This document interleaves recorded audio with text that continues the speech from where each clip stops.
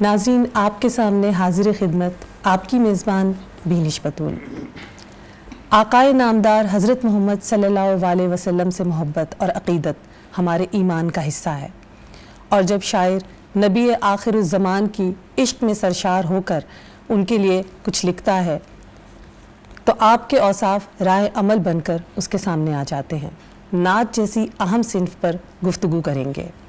ہمارا آج کا موضوع ہے پاکستان میں نعت گوئی کی روایت، اور اس اہم موضوع پر گفتگو کرنے کے لیے آج ہمارے ساتھ جو شخصیت جہاں پر موجود ہیں وہ کسی تعارف کی محتاج نہیں، نظم و غزل کے ساتھ ساتھ نعت گوئی میں بھی کمال رکھتے ہیں، اور ادبی دنیا میں ان کی ان تمام تر خدمات کو نہایت عزت اور احترام کی نظر سے دیکھا جاتا ہے۔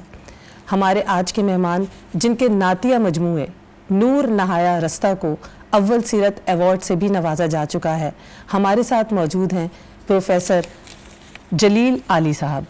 میں آپ کو اپنے اس پروگرام میں خوش آمدید کہتی ہوں۔ بہت محبت۔ آپ کی موجودگی ہمارا اعزاز، اور نعت جیسا اہم پلیٹ فارم گفتگو کے لیے ہمیں دیا گیا ہے، اور میں سب سے پہلے آپ سے یہ سوال کرنا چاہوں گی سر کہ تشکیل پاکستان سے پہلے ہماری نعت بطور صنف اتنی نمایاں نہیں تھی، آپ کے نزدیک اس کی کیا وجہ ہو سکتی ہے؟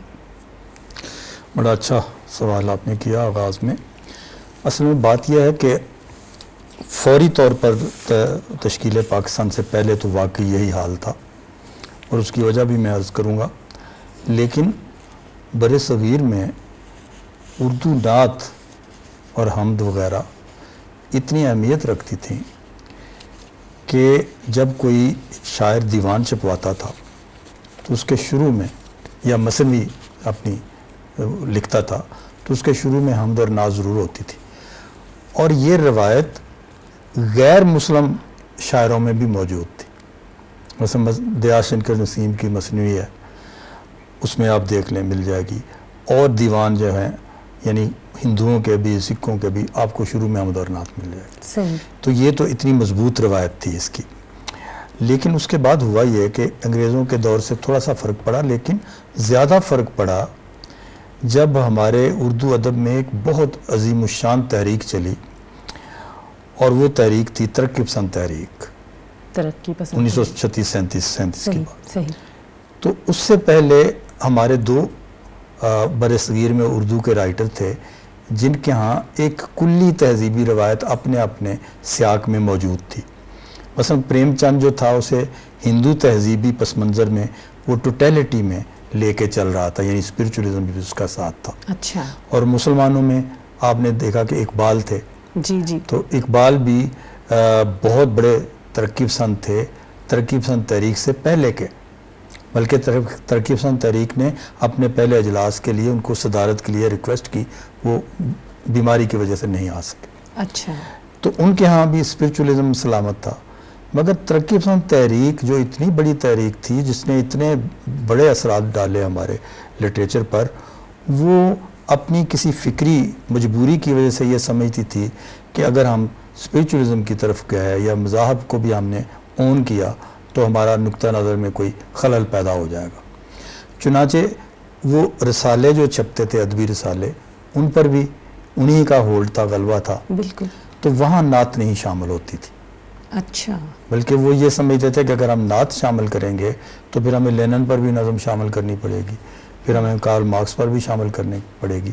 میں نام نہیں لیتا، لیکن اس طرح سے ہوا کہ ایڈیٹر کے پاس کوئی بندہ نعت لے کے گیا تو اس نے کہا جی ہم ادب میں اس کو کیسے شامل کریں، پھر تو اور بھی چیزیں ہمیں شامل کریں، جبکہ یہ اہم ترین صنف ہماری سمجھی جاتی۔ تو اب یہ دیکھیں کہ یہ وہ زمانہ ہے جب اقبال کی پوری شاعری جو ہے وہ نعت کے گرد گھومتی ہے۔ اگر وہ یہ کہتا ہے کہ اپنی ملت پر قیاس اقوام مغرب سے نہ کر، خاص ہے ترکیب میں قوم رسول ہاشمی، تو نعت کہہ رہا ہے نا۔ بالکل نعت۔ جب وہ یہ کہتا ہے کہ خیرہ نہ کر سکا مجھے جلوہ دانش فرنگ، سرما ہے میری آنکھ کا خاک مدینہ و نجف، تو نعت کہہ رہا ہے نا۔ بالکل۔ لو بھی تو قلم بھی تو تیرا وجود الکتاب، بے شک۔ گنبد آبگینہ رنگ تیرے محیط میں حباب۔ تو یہ ہوا۔ اچھا، اب آپ دیکھیے نعت بھی دو طرح کی کہی جاتی ہے نا، کہی جا رہی ہے آج بھی۔ ایک روایتی سی نعت ہے، ہم ظاہر آج وہ تو ڈسکس نہیں کر رہے، بالکل۔ ہم آج لٹریری نعت ڈسکس کر رہے ہیں، ادبی تخلیقی نعت۔ تو ان میں دونوں میں فرق یہ ہے کہ روایتی نعت جو ہے وہ صرف کچھ والہانہ احساسات و جذبات پر اور عقیدت کے اظہار پر مشتمل ہوتی ہے، اس میں فنی لطافتیں وہ نہیں ہوتی. لیکن جو نعت کسی شاعر کے تخلیقی تجربے کا حصہ بن کے آتی ہے، جیسے میں نے اقبال کے شعر سنائے کہ لو وہ جو اس کا شعر ہے کہ کی محمد سے وفا تو نے تو ہم تیرے ہیں، یہ جہاں چیز ہے کیا لوح و قلم تیرے. تو پورے اب آپ ایک اور چیز دیکھیے وینش، بہت ہی میرے ذہن میں اچانک یہ بات آئی کہ ویسے تو ہر جو لٹریچر ہوتا ہے، یعنی جتنی بھی بڑے ادبوں کی روایات ہیں، ان کے پیچھے مثالی انسان کا ایک تصور ہوتا ہے، بالکل ہر لٹریچر میں ایسے ہی، اور وہ کوئی نہ کوئی مقدس ہستی ہوتی ہے. جیسے بدھزم کا لٹریچر اگر آپ پڑھیں تو اس کے پیچھے آرکیٹائپ گوتم بدھ کا چل رہا ہوگا. اگر آپ مسیحی لٹریچر پڑھیں تو اس کے پیچھے جو ایک مثالی انسان کا تصور ہے، خد و خال ہے، اس کے پیچھے جھلکتے ہوں گے حضرت عیسیٰ علیہ السلام. بالکل. اور مسلمانوں کا جو لٹریچر ہے اس میں ظاہر ہے کہ جو تصور انسان ہے ہمارا مثالی، اس کے پیچھے رسول اللہ صلی اللہ علیہ وسلم کی سیرت ہی جھلکتی ہے. بالکل. تو ویسے تو ہر لٹریچر کے اندر جو مثالی تصور انسان ہے اس کے پیچھے ایک شخصیت ہوتی ہے، مقدس ہستی ہوتی ہے. لیکن نعت ہم جس کو کہتے ہیں صرف وہ بطور خاص اسے فوکس کر کے آپ لکھتے ہیں تو نعت ہے. تو یہ تو پاکستان بننے سے پہلے اردو نعت کی صورتحال تھی کہ ایک ریلیکٹنس تھی ہماری ادبی دنیا میں، چونکہ وہ زیادہ تر ترکیب پسندوں سے تعلق تھی، ورنہ ادروائز تو ظفر علی خان بھی نعت کہہ رہے تھے اور اقبال بھی نعت کہہ رہے تھے، اور بھی اس طرح سے مل جائیں گے لوگ. لیکن وہ جو تھا یعنی مرکزی روایت جو تھی نعت کی وہ اتنی مستحکم نہیں تھی پاکستان بننے سے ذرا پہلے. نہیں، بڑا اہم نقطہ آپ نے بیان کیا کہ نعت میں بھی فرق تھا لکھنے میں، اور یہ میرے علم میں تو یہ پہلی دفعہ یہ بات آئی. یقیناً ہمارے ناظرین کو بھی کے لیے بھی ایک بڑی انفارمیٹیو بات ہوگی. مجھے یہ بتائیں جلیل صاحب کہ کیا تشکیل پاکستان کے بعد اردو نعت کی روایت میں کوئی تبدیلی آئی؟ اب دیکھیں سب سے بڑی تبدیلی یہ ہے کہ نعت ہماری ادبی صنف ادب یعنی صنف ادب کے طور پر جی تشکیل پاکستان کے بعد سامنے آئی ہے. اچھا. یا جیسے میں نے کہا نا کہ پاکستان بننے سے فوراً پہلے یا کچھ عرصہ پہلے، 1-2-3 دہائیاں پہلے، تو وہ ادبی ایک صنف نہیں سمجھی جاتی تھی، اور وہ تقی سنت تحریکی ڈومینیشن کی وجہ سے. لیکن تشکیل پاکستان کے بعد آپ دیکھیں نعت ایک موضوعاتی صنف ہے. یہ قطع میں بھی کہی جا سکتی ہے، مسدس میں بھی کہی جا سکتی ہے، غزل میں بھی کہی جا سکتی ہے، نظم میں بھی کہی جا سکتی ہے، نغمے میں بھی کہی جا سکتی ہے، ہائیکو میں بھی کہی جا سکتی ہے. اب 65 کی جنگ میں منیر نیازی جب قومی نغمہ لکھتا ہے تو میں آپ کو 2-4 لائنیں سناتے ہوں تو وہ نعت ہی ہے نا. وہ کہتا ہے تو بھی ہے ہجرت کدا شہر مدینہ کی طرح، ہم نے بھی دہرائی ہے ایک رسم آبا کی طرح، اے جلال حق کے مظہر اے جمال احمدی تجھ پر سلام. پھر اس نے جمال سرمدی کر دیا، تجھ پر سلام اے وطن اے عالم اسلام کی تابندگی تجھ پر سلام. اب یہ دیکھیں یہ نغمہ ہے اور اس کے اندر بھی نعت اس میں موجود ہے. لیکن پھر آہستہ آہستہ پاکستان بننے کے بعد پہلے تو ہماری غزلوں میں نعت یا اشعار آنا شروع ہوئے. اچھا. کہ نعت کہتے کہتے درمیان میں اچانک کوئی غزل کہتے کہتے اچانک درمیان میں کوئی نعت یا شعر آ جاتا ہے. جیسے منیر نیازی کا ایک شعر ہے، غزل ہے اس کا شعر ہے، فروغ اس میں محمد و بستیوں میں منیر، قدیم یاد نئے مسکنوں سے پیدا ہو. تو پھر الگ سے نعتیں شروع ہوئیں. پھر آہستہ آہستہ ہمارے ادبی پرچوں میں نعت کا آغاز ہوا، اور آج صورتحال یہ ہے کہ ہمارا کوئی پرچہ شاید ہی ایسا ہو جو شروع میں حمد و نعت کے بغیر شروع ہوتا ہو. آج جو پرچے چل رہے ہیں تو یہ پاکستان کی تو یہ پاکستان کی برکت ہوئی نا. تو آپ یہ کہہ سکتے ہیں کہ تشکیل پاکستان کی برکت یہ ہے کہ پاکستان جو ہے قریہ نعت محمد بن چکا. واہ، کیا خوبصورت بات. اور اب پھر اس سے بھی آگے پورے مجموعے نعتوں کے آنا شروع ہو گئے، حتیٰ کہ ہمیں قومی سطح پر ایک سیرت ایوارڈ اناؤنس کرنا پڑا کہ اتنی نعتوں کی کتابیں چھپتی ہیں جی جی تو ان پر بھی الگ ماشاءاللہ سے جو آپ اس پر الگ سے ہر سال نعتیہ ایوارڈ آتا ہے. صحیح صحیح. تو اب یہ دیکھیں کہ یہ ساری پاکستان بننے کی برکتیں ہیں اور کتنی بڑی تبدیلی ہے. بالکل بالکل. تو یہ تو بہت آپ نے ایک خوبصورت بات بتائی. اب یہ بتائیں کہ آپ کیا سمجھتے ہیں کہ ہماری نعت میں قیام پاکستان کے بعد کس طرح کے مضامین شامل ہوئے ہیں؟ کوئی اضافہ ہوا ہے اس میں؟ جی میں یہ سمجھتا ہوں کہ وہ جو تھا نا صرف محبت کا اظہار، عقیدت کا اظہار نعت کا، اس سے ذرا آگے بڑھی ہے بات، اور اقبال کی بڑی واردات کی وجہ سے، اس کے اثرات کی وجہ سے یہ ہوا ہے کہ اب ہم نعت میں جو سارے سروکار ہیں ہمارے زندگی کے، جملہ جو پہلو ہیں، ان کے حوالے سے رسول اللہ صلی اللہ علیہ وسلم کی طرف متوجہ ہوتے ہیں. اچھا. اپنے دکھوں میں ان کی طرف متوجہ ہوتے ہیں، اپنی یعنی علم و فکر میں ان کی طرف متوجہ ہوتے ہیں، تہذیبی امور میں ان کی طرف متوجہ ہوتے ہیں، قدروں میں اور خلق میں، اخلاق حسنہ میں ان کی طرف متوجہ ہوتے ہیں. تو نعتوں کے جو مضامین ہیں وہ اس طرح سے چلتے ہیں. میں آپ کو کچھ اگر اشعار سنا دوں، جی جی بالکل، کیونکہ اشعار سارے زبانی یاد نہیں بالکل، ہوتے، بالکل. تو آپ دیکھیں گے کہ کس طریقے سے منیر نیازی کہتے ہیں کہ بیٹھ جائیں سایہ دامان احمد میں منیر، دیوار احمد میں منیر، اور پھر سوچیں وہ باتیں جن کو ہونا ہے ابھی.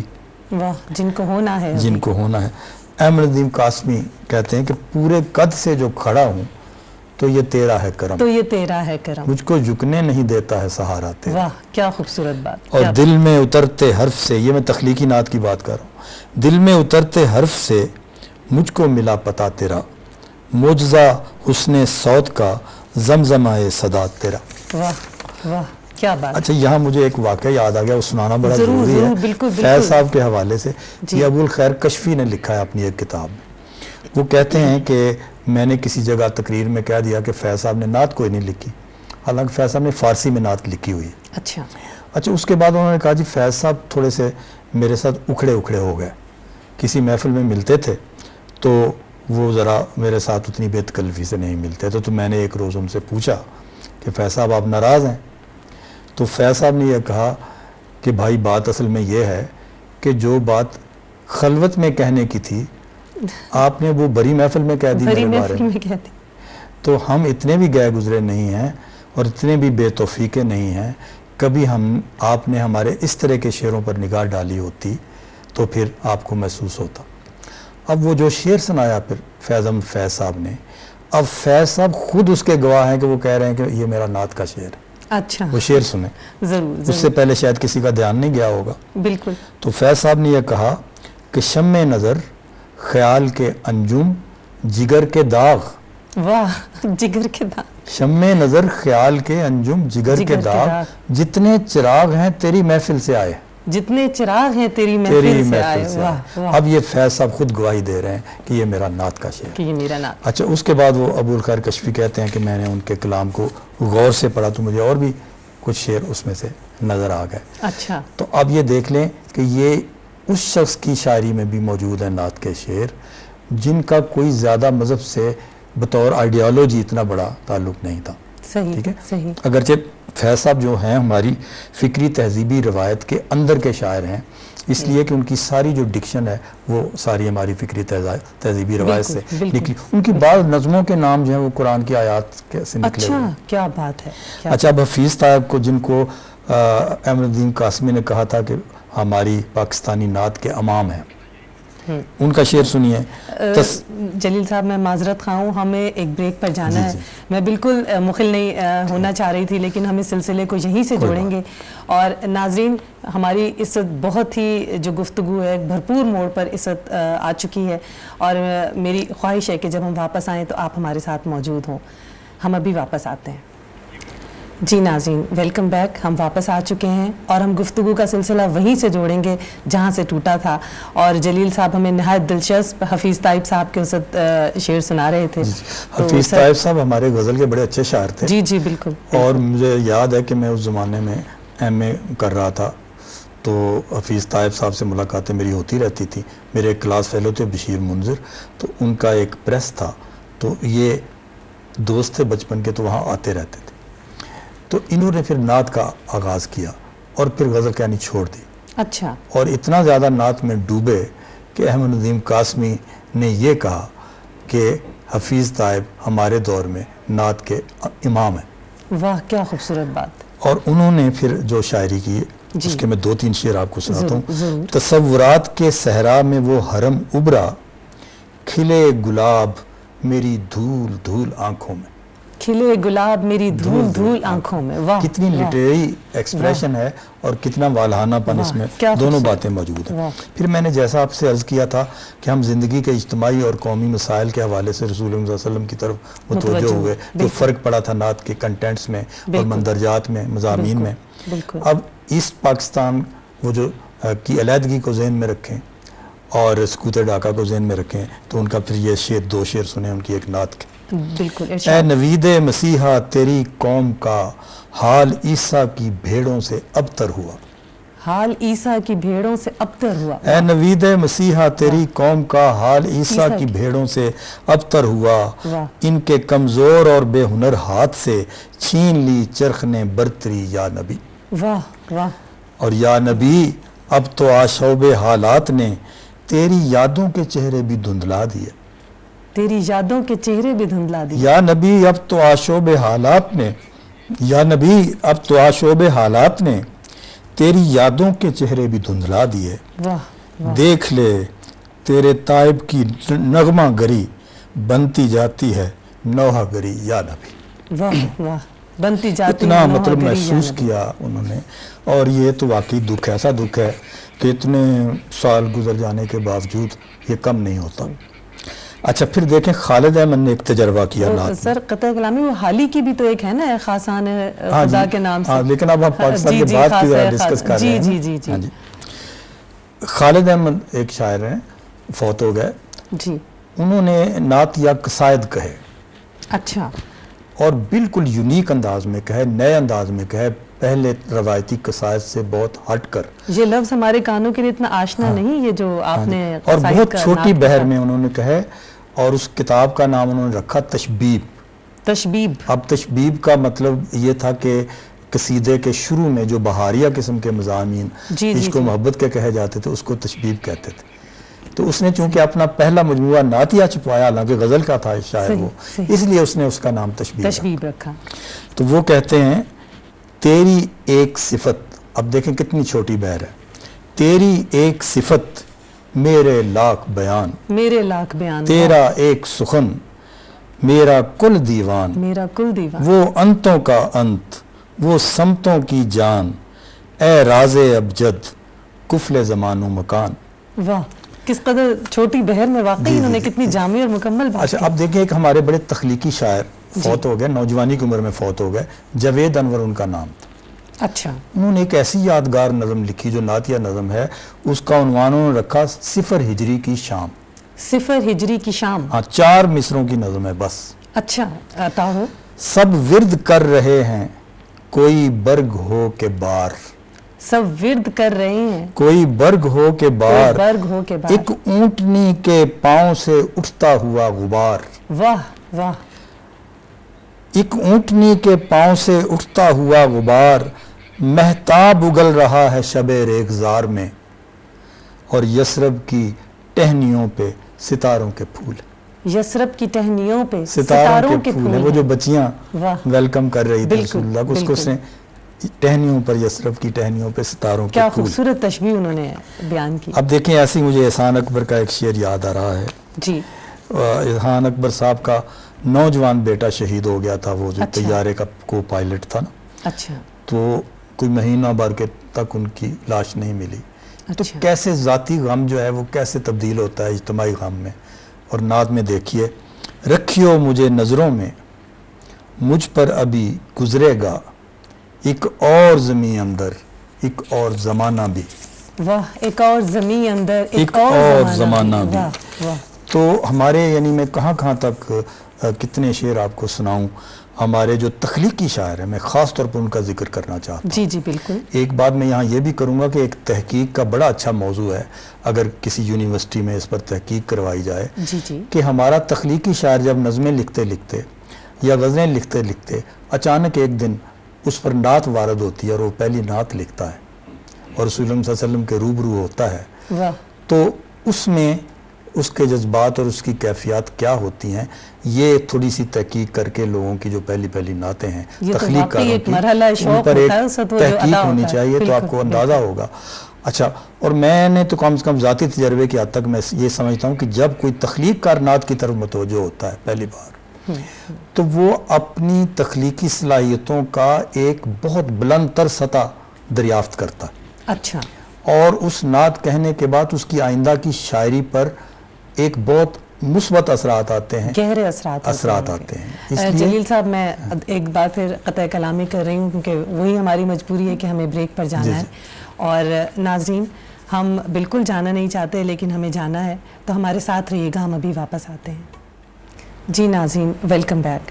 ہم واپس آ گئے ہیں اور ہمیں امید ہے کہ آپ ہمارے ساتھ موجود ہیں۔ ہم گفتگو کا سلسلہ وہیں سے جوڑیں گے جہاں سے وہ منقطع ہوا تھا۔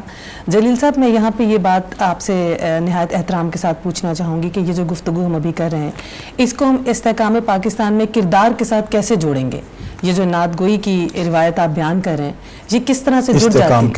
استحکام کے ساتھ جو ادب کا کردار ہے وہ کس طرح جڑ جاتی ہے؟ بالکل، میں بس پہلے جتنا سا عرض کر لوں کہ ہمارے تمام تخلیق کار جو اچھے بڑے تخلیق کار ہیں وہ نعت کی طرف آ چکے، اور انہوں نے ایسی نعتیں لکھی، پورے مجموعے ان کے شائع ہوئے۔ میں چند نام صرف لے کے پھر آپ کی بات کرتا ہوں۔ جی ضرور۔ مثلا ان میں خورشید رضوی کا نام بہت اہم ہے، افتخار عارف اس تہذیبی سروکار کے ساتھ بہت اہم شاعر بنتے ہیں، سلیم کوثر ہیں، ریاض مجید ہیں، آسی کرنالی ہیں، مظفر وارسی ہیں، یہ سب شاعر اور بے شمار، یعنی تقریباً ہر تخلیقی شاعر نے کوئی نہ کوئی نعت ضرور کہی ہوئی ہے۔ اب آپ کی جو دوسری اگلی بات آپ نے کہی، اس کا میں یہ سمجھتا ہوں کہ ویسے تو میں نے عرض کیا نا کہ ہر تخلیقی روایت میں ایک تصور انسان کا آرکی ٹائپ ہوتا ہے، مرکز و محور ہوتا ہے، اور وہ مقدس ہستی ہوتا ہے۔ بالکل۔ تو جب اقبال نے یہ کہا تھا کہ اپنی ملت پر قیاس اقوام مغرب سے نہ کر، خاص ہے ترکیب میں قوم رسول ہاشمی، تو وہ قوم کو رسول اللہ صلی اللہ علیہ وسلم کے ساتھ ایسوسیٹ کیوں کر رہا ہے؟ یہ میں استحکام کی بات کرنے لگا ہوں۔ صحیح۔ ہمارا سب سے بڑا جو شیرازہ بندی، قومی شیرازہ بندی کا مرکزی جذبہ و احساس ہے، وہ رسول اللہ صلی اللہ علیہ وسلم کے ساتھ محبت ہے۔ ہم کسی بھی فرقے کے ہوں، رسول اللہ صلی اللہ علیہ وسلم پر ہم اکٹھے ہیں، ایسا ہی ہے، ٹھیک ہے نا؟ بلکہ یوں سمجھیں کہ وہ کہتے ہیں با خدا دیوانہ باشو با محمد ہوشیار، کہ ہماری روایت میں تو یہ ہے کہ خدا کے ساتھ تو پھر بھی ہم کچھ شوخی ووخی کر سکتے ہیں، رسول اللہ کے ساتھ نہیں کر سکتے۔ بے شک ایسا ہے۔ تو یہ اتنی بڑی قوت ہے، ہماری تہذیبی قوت ہے، اتنی بڑی تہذیبی قوت ہے کہ اس کا علاج کرنے کے لیے یا اس مرکز و محور سے ہمیں ہٹانے کے لیے یا اس میں کمی پیدا کرنے کے لیے جو انٹرنیشنلی آپ دیکھتے ہیں نا کہ رسول اللہ علیہ وسلم کی شان میں گستاخی کے واقعات ہوتے ہیں، یہ ایجنڈے کا حصہ ہیں کہ آپ کا وہ جو ایسوسیشن ہے اس کو کم کرنے کی کوشش کے لیے یا اس کو ٹیسٹ کرنے کے لیے۔ تو ہمارے اہل قلم نے اس اثر کو کم کرنے کے لیے اپنی کوششیں تو ضرور کی۔ تو یہ ہمارا جو تہذیبی سمجھے نا وہ جوہر ہے نا، اس میں رسول اللہ صلی اللہ علیہ وسلم کے ساتھ ایسوسیشن ایک بہت ہی بڑا فیکٹر اور وائٹل فیکٹر ہے۔ تو اس سے ہماری شعوری سطح پر اور لاشعوری سطح پر ہماری شیرازہ بندی ہوتی ہے، اور ہمیں آپ محمدی کہہ سکتے ہیں۔ بالکل، اس نسبت سے تو ہم سب محمدی قوم کہہ سکتے ہیں۔ تو یہ آپ دیکھیں اکراس دا کنٹریز ایک رشتہ ہے نا مختلف مسلم ممالک میں، وہ بھی یہی ہے۔ بالکل۔ آپ اگر کلمے کا رشتہ بھی کہہ لیں وہ بھی یہی، تو کلمے میں توحید کے ساتھ رسالت موجود ہے نا۔ بے شک۔ یعنی رسول اللہ علیہ وسلم کا اقرار کے بغیر تو کلمہ بھی مکمل نہیں ہوتا۔ بالکل۔ تو استحکام پاکستان میں جو ہمارا ادب تخلیق ہوا اس پہ بہت گہرے اثرات ہیں۔ میں نے ابھی آپ کو عرض کیا کہ مثلا جب آپ پر حملہ ہوا، جنگ ہوئی، تو آپ نے طاقت کہاں سے لی؟ ابھی میں نے منیر نیازی کا آپ کو نغمہ سنایا، ہم کربلا سے لیتے ہیں، رسول اللہ سے لیتے ہیں، ہم وہاں سے طاقت لیتے ہیں۔ بالکل۔ تو جلیل صاحب یہ مجھے بتائیے گا کہ یہ جو ہماری ثقافت ہے، جب ہم محکوم تھے اس وقت بھی اور اب جب ہم آزاد مملکت کے شہری ہیں، تو کیا آپ اس ثقافت میں بھی نعت کا کوئی کردار دیکھتے ہیں؟ جی وہ میں نے پہلے بھی عرض کیا تھا، میں سوشیالوجی کا اسٹوڈنٹ ہوں، میں نے خاص طور پر اس بات پر غور کیا اور میں نے دیکھا کہ یہ پاپ میوزک جب آیا پاکستان میں، پاپ میوزک کا بنیادی مقصد کیا ہوتا ہے؟ پاپ میوزک مارکیٹ اکانومی کے لیے آپ کی نفسیات کو ہموار کرتا ہے، اچھا، ایک شیلو نفسیات پیدا کرتا ہے۔ اور ڈیپتھ ختم کرتا ہے.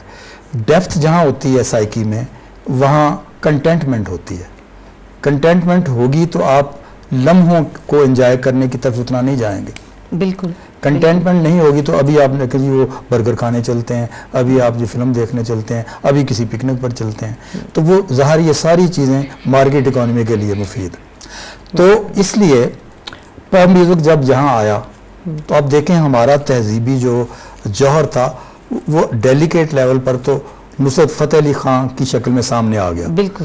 اس نے ایسا توازن پیدا کر دیا کہ وہ قوم جو کنے کنے جانا ہے بلو دے گھر کی طرف دوڑ رہی تھی وہ واپس اس طرف وہ واپس آ گئی. اور آج کلاسیکل گھرانوں کے جو بچے ہیں نئی نئی دھنوں میں عارفانہ کلام گا رہے ہیں. بالکل. اور نوجوان نسل اس میں کردار ادا کر رہی ہے. اور انڈیا نے ویسٹرن ممالک سے کہیں زیادہ کپڑے اتار دیے پاپ میوزک.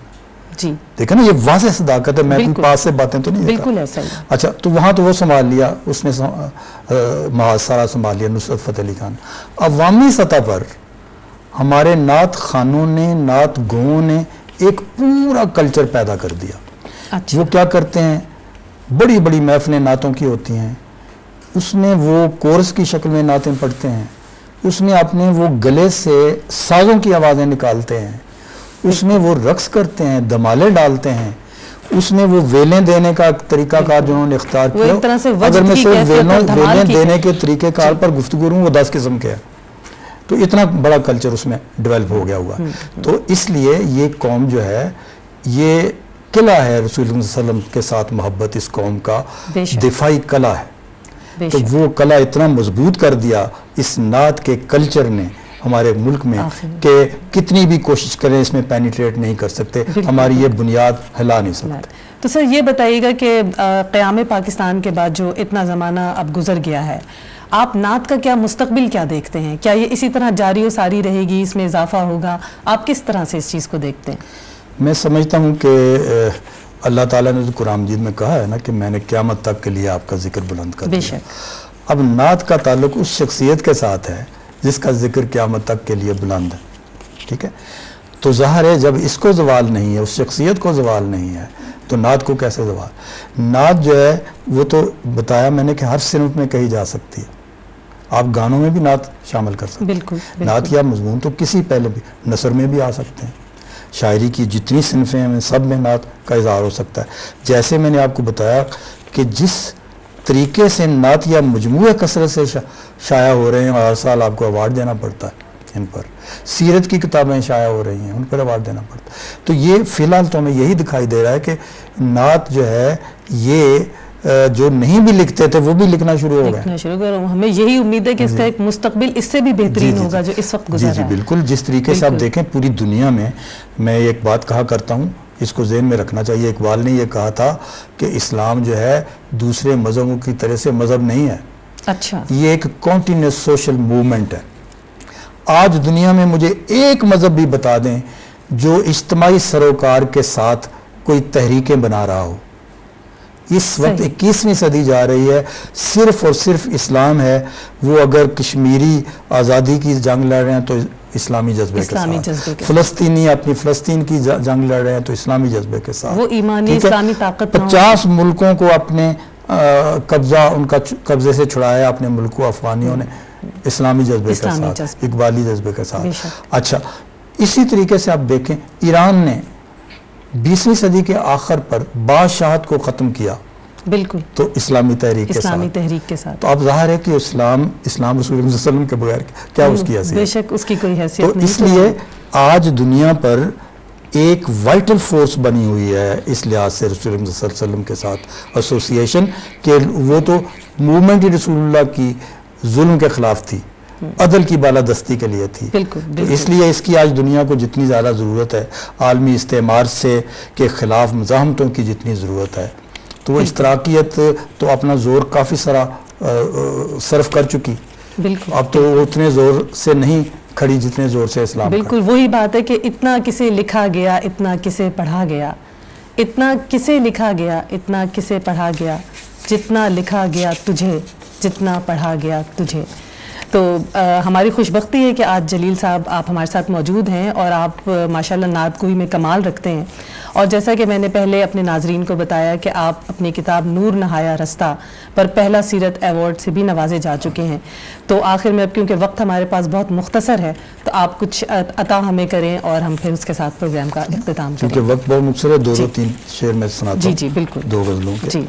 دل شاد ہیں ہر درد کی شدت سے زیادہ، دل شاد ہیں ہر درد کی شدت سے زیادہ، کیا چاہیے اور اس کی محبت سے زیادہ۔ واہ واہ، کیا بات ہے، کیا بات۔ یہ سچ ہے کہ ہم اس کی پرستش نہیں کرتے، یہ سچ ہے کہ ہم اس کی پرستش نہیں کرتے، رہتا ہے مگر دل میں عبادت سے زیادہ، عبادت سے زیادہ۔ واہ۔